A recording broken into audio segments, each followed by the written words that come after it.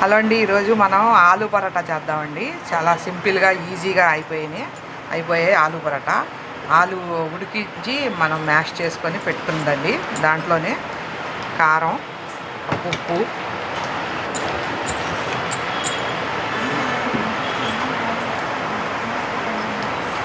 ఉప్పు, కారం, కొద్దిగా మిరియాల పౌడర్ అండి, కొద్దిగా జీలకర్ర పౌడర్ అండి, కొద్దిగా కొత్తిమీర అండి వేసి మొత్తం ఇలాగా కలిపేయాలండి. మనం ఆలు ఇది మన పరోటాలో స్టఫింగ్ చేయడానికి.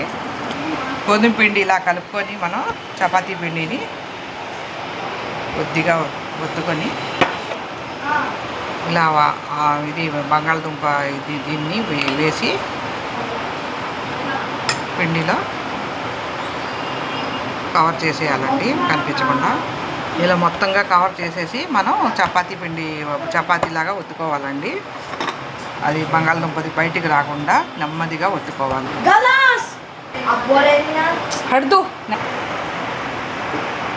ఇలా నెమ్మదిగా ఒత్తుకోవాలండి, బంగాళదుంప బయటికి రాకుండా.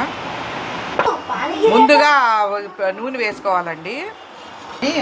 అప్పుడు మనం ఈ చపాతీని వేసుకోవాలండి, ఆలు పరోటాని.